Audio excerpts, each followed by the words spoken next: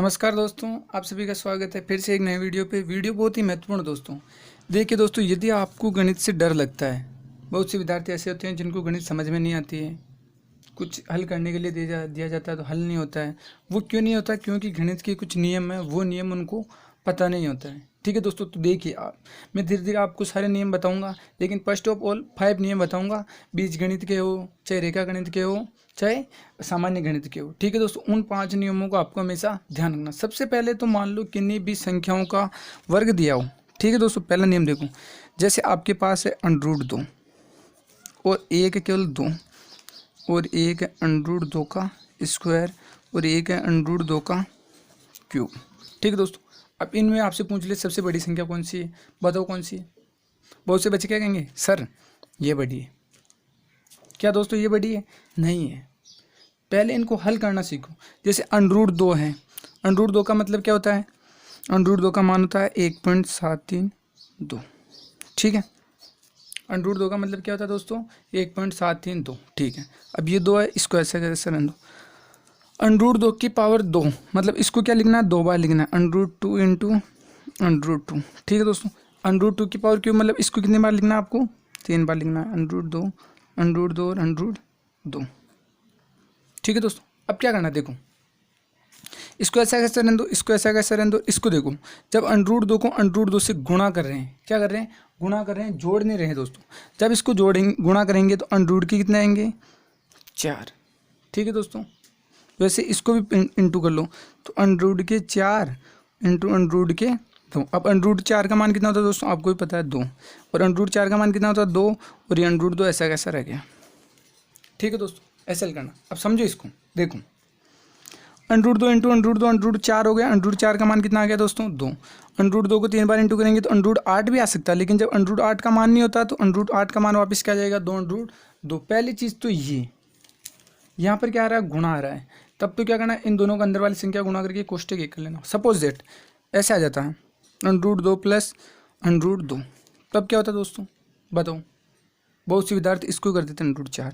√4 नहीं होता है, √4 तब होता है जब गुणा हो। इसका मान क्या आएगा? 2 ठीक है, पहला नियम इसको ध्यान रखना। दूसरा देखो, दूसरा अभी ऐसा कैसा नियम है, देखो ऐसा आ जाए a plus a plus a plus a into a into a into a plus a भाजक ए प्लस बी। ठीक है दोस्तों, 3 तो एक और देखो, ए प्लस बी ए प्लस बी। ठीक है, अब इनमें क्या अंतर है समझना इसको। जब भी किसी संख्या के आगे कुछ नहीं हो तो उसके आगे 1 लगा लो। ठीक है, प्लस आ रहा तो इनको जोड़ो। ए को नहीं जोड़ना है, ए स्क्वायर नहीं करना है, उसको छोड़ो। संख्या को जोड़ना है, जब सम्मान हो तब भी। ऐसी चीज़ में हमेशा जब सम्मान डिजिट होते हैं ना वही जोड़ते हैं, अदर को आपको नहीं जोड़ना। जैसे 1 2 3 4, इसका मान क्या जाएगा दोस्तों? 4। ठीक है, अब इसके बीच में क्या गुणा हो तो इनकी घातें जुड़ती है। जैसे इसकी घात भी 1 है, इसकी घात भी 1, इसकी घात भी 1, इसकी घात भी 1। अब इसको भी बहुत से विद्यार्थी क्या कर देते हैं? 4 है, तो 4 है नहीं होगा दोस्तों। इसका मान क्या होगा देखो, एक इनकी घातें जोड़ो, 4 हो गई, तो एक की घात कितनी आ जाएगी? 4। ऐसे करना है। इसमें देखो a प्लस ए भाजक a प्लस बी। तो सबसे पहले आपको बताएं बोडोमास के नियम के अनुसार पहले क्या होता है? भाग। इसका इसमें भाग देंगे तो क्या जाएगा दोस्तों? 1। तो 1 प्लस ए प्लस बी क्या आ गया? इसका मान आ गया। इसमें क्या होगा दोस्तों? पहले समान संख्या जुड़ती है, मैंने क्या कहा था आपको? तो ए के और ए के कितना हो जाएगा? 2a, और बी कितना हो जाएगा? 2b। ठीक है दोस्तों, तीसरा नियम देखो। तीसरा नियम क्या है दोस्तों? बहुत महत्वपूर्ण नियम है, इसको आपको हमेशा नोट रखना है। देखो दोस्तों, अंडरूट वाली संख्या आ जाए, क्या आ जाए? अंडरूट वाली संख्या, जैसे 2√2 प्लस 2√2 प्लस √3। ठीक है, अब इसको आप बहुत से विद्वान क्या करते हैं, मैंने कई बच्चों को पढ़ाया, वो क्या करते हैं? सीधा ही √2 √2 √4 √4 √3 √7 9 और √11। तो देखो भैया, ऐसे नहीं करना है। कैसे करना समझ दो। जो √2 के अंदर समान संख्या होती है ना, उन्हीं के मान जुड़ता है, अदर का मान नहीं जुड़ता है। इस चीज़ को नोट रखना हमेशा। जैसे √2 और √2 कितने हो जाएंगे? 4√2। ठीक है, प्लस क्या आ जाएंगे? √3, या इसका करेक्ट आंसर आएगा दोस्तों। ठीक है, अब सेम ऐसा कैसा आ जाए? चौथा नियम देखो, 2√2 इंटू 2√2 प्लस 3√3 इंटू 3√3। ठीक है, मैंने क्या कहा, इसको है ना √4 लिखने के बजाय आप कोष्टक से कोष्टक काट के केवल सिंगल 2 भी रख सकते हो। ठीक है, 2 को 2 से इंटू करेंगे तो 4। अब इन दोनों 2 का क्या बन जाएगा, 1 2 बन जाएगा दोस्तों, तो 2 दूनी 4 और 4 दूनी 8 प्लस इन दोनों 3 का क्या बन जाएगा, 1 3 और 3 और 3 9, 3 तिया 9, 9 तिया 27। तो 27 और 8 कितना हो जाएंगे दोस्तों, 35 आंसर आ जाएगा। ठीक है, अब देखो दोस्तों, मैं आज की इस वीडियो में जो आपको बताने वाला हूँ वो बहुत महत्वपूर्ण चीज़ है, वो होती है सूत्र। आप सब ऐसे रटते हो, a + b का होल स्क्वायर बराबर क्या होता है, a² + 2ab + b²। हमेशा आपने रटा ही है, किसी गुरुजी ने ये नहीं बताया भाई ये सूत्र आया कैसे। a + b into a - b बराबर क्या होता है, तो a² - b², ये रटा है। ठीक है, लेकिन ये रटना नहीं है, ये आपको समझना है। कैसे समझना है वो मैं समझा रहा हूँ।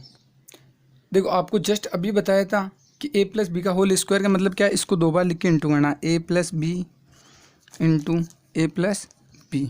ठीक है दोस्तों, अब 2 कोष्टक गुणा करना आना चाहिए। पहले एक को इससे इंटू करते हैं तो a², ठीक है, प्लस ये भी प्लस का है, ये भी प्लस का। अब a को b से इंटू करेंगे दोस्तों, ab प्लस के b को a से इंटू करेंगे तो ab या b कुछ भी लिखो सेम ही बात है, और b को b से इंटू करेंगे तो b²। अब देखो ये दोनों समान है, इसके आगे भी 1 है दोस्तों और इसके आगे भी 1 है, तो a² प्लस ab और ab कितना हो जाएगा दोस्तों, 2ab प्लस का b²। ये मैंने पहले भी समझाया था, आप देख सकते हो। अब देखो ये भी आप ऐसे हल करना, a - b का होल स्क्वायर, इसको भी ऐसे हल करना, a + b का होल क्यूब, इसको भी ऐसे निकालना। सारे सूत्र ऐसे आ जाएंगे, सारे के सारे। नहीं आए तो मेरे को कमेंट में आप पूछ सकते हो। छठी चीज़ देखो दोस्तों, सबसे पहले आयत किसे कहते हैं, आयत उसे कहते हैं जिसके आमने सामने की भुजाएं आपस में समान हो। ठीक है दोस्तों, अब इसका सूत्र कैसे याद करना समझ लो, a b c और d, ये हो गया आयत। आयत किसे कहते हैं, जिसके आमने सामने की भुजाएं समान और प्रत्येक कोण कितने डिग्री का हो दोस्तों, 90 डिग्री का।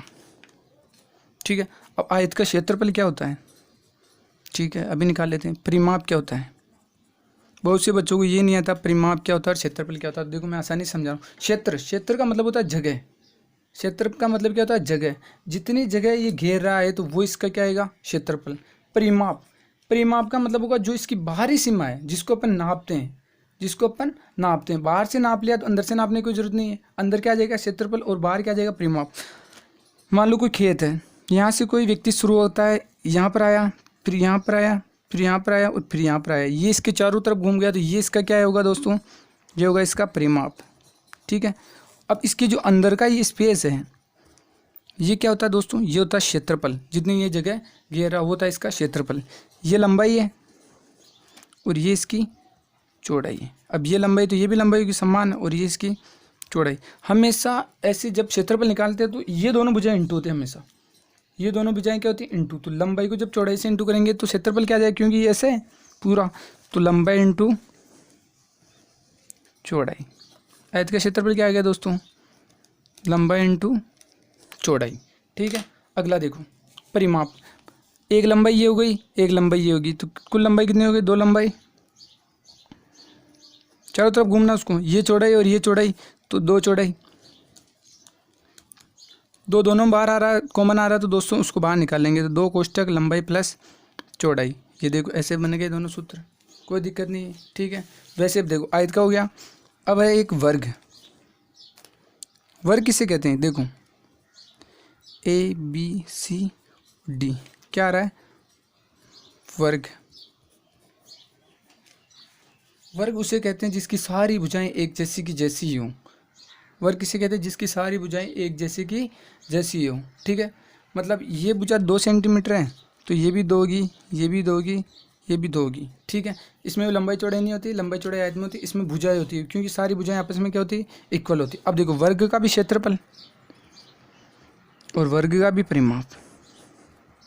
ठीक है दोस्तों, क्षेत्रफल का मतलब क्या हो गया, जिसके अंदर मैंने क्या कहा था, इस भुजा को इससे इंटू किया तो इसको भी इससे इंटू करेंगे। तो भुजा को जब भुजा से इंटू करते हैं तो या तो भुजा इंटू भुजा कर लो या भुजा का स्क्वायर कर लो दोस्तों। ठीक है, वो तो आसानी से कैसे याद करना है ये समझ लो। वर्ग का क्षेत्रफल क्या हो गया, भुजा का स्क्वायर। अब देखो परिमाप, परिमाण मतलब 4 और, तो 2 और 2 4, 4 और 2 6, 6 और 2 8। मान लो लंबाई इसकी 5 होती, चौड़ाई इसकी 10 होती, तो ये लंबाई भी इसकी 5 होती और ये चौड़ाई भी इसकी 10 होती, तो इसको जोड़ते 5 10 15 20 और 30, तो इसका क्षेत्रफल परिमाण क्या आ जाता दोस्तों, परिमाण कितना आ जाता 30। वैसे इसका परिमाण कितना आएगा 8।